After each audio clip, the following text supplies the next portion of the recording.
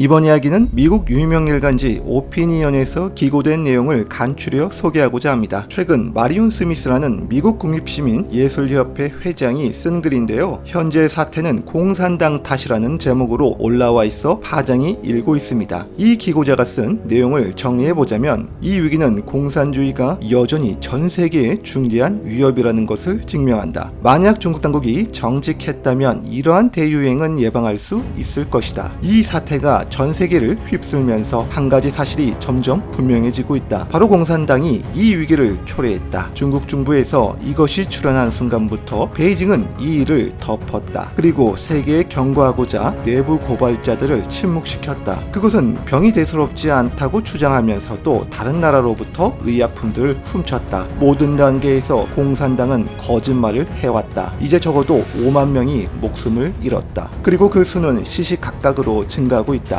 베이징의 과실은 중국 특유의 사회주의 탓이다. 이 사안을 막는 유일한 방법은 사람들과 국가들에게 이 사태를 예방할 수 있는 사실과 시간을 주면서 정보를 더 빨리 퍼뜨리는 것이다. 중국 내 통치자들은 그것을 불가능하게 만들었다. 12월부터 공산주의 당국은 이것을 말하는 사람을 단속했다. 용감한 의사가 동료들에게 온라인으로 경고를 하자 한밤중에 경찰에 잡혀 침묵당했다. 베이징 기자들이 이것에 대해 글을 썼을 때 그들은 모두 검열되었다. 일반 시민들이 사실을 공유하기 위해 소셜미디어를 이용했을 때 그들도 침묵당했다. 그리고 베이징 당국은 외부 세계가 실제로 무슨 일이 일어나고 있는지 알아내지 못하도록 최선을 다했다. 진실은 대륙 너머로는 거의 알려지지 않았지만 무시무시했다. 미국 정보 당국은 중국의 통계를 체계적으로 숨겼다는 결론을 내렸다. 아니나 다를까 1월 중순에 베이징은 여전히 통계가 안정적이라고 발표했다. 내 조직이 이미 중국 당국 내 반체제 인사들로부터 듣고 있었기 때문에 실제는 훨씬 더 많다고 했다. 베이징의 거짓말은 세계를 불안하게 만들었다. 베이징 당국은 이 사태의 정도를 은폐함으로써 다른 나라들로 하여금 상황을 통제하고 있거나 적어도 준비할 시간이 더 있다고 추측하게 했다. 백악관 고위 관계자는 중국의 통계 자료로 인해 미국의 의료계가 뒤통수 맞았다고 했다. 결국 베이징 당국의 불완전한 그림은 다른 나라에서는 불충분한 계획으로 이어졌고 그들은 또한 사태 자체의 본질을 은폐했다. 그렇게 함으로써 베이징은 국제 보건 규정의 의무를 위반했다. 만약 그들이 정직했다면 베이징은 1월 20일까지 사람끼리 옮을 수 없다고 발표했다. 그러나 동시에 중국 관리들과 국영기업들은 대량의 의료보호 장비를 호주, 유럽 그리고 전 세계에 긴급히 구입하고 있었다. 간단히 말해서 베이징은 사람들의 생명이 위험하지 않다고 거짓으로 주장하면서 세계의 생명을 구하는 자원을 사재기했다. 결과는 비극적이었다. 베이징 당국 행동은 다른 나라들로 하여금 이 사태를 억제할 수 없게 만들었다. 이제 시간 문제일 뿐이다. 이제 세계는 제2차 세계대전 이후 보이지 않는 격변기에 직면하고 있다. 모든 나라들이 문을 닫았다. 경계가 폐쇄되었다. 수십억의 사람들이 공포에 떨고 있다. 그러나 이 모든 것은 중국의 공산당이 정직하기만 했다면 막을 수 있었다. 만약 베이징 당국이 의사들에게 경보를 울리고 위협을 억제하도록 허용했다면 자국 내에서 중단될 수 있었을 것이다. 또한 당국이 어떻게 퍼졌는지를 정확히 설명했었더라면 뉴욕부터 뉴델리까지 사람들은 그에 따라 대비할 수 있었을 것이다. 베이징 당국이 실제 통계를 제공했었더라면 다른 나라들도 위험을 인식하고 필요한 조치를 취했을 것이다. 하지만 베이징은 정직하지 않았다. 거짓말이었다. 이렇듯 현재 사태가 돌아가는 상황을 보면 원인 제공자가 문제입니다. 분노로 가득 찬 미국인의 외침을 보면서 하루바삐 상황이 나아졌으면 좋겠네요.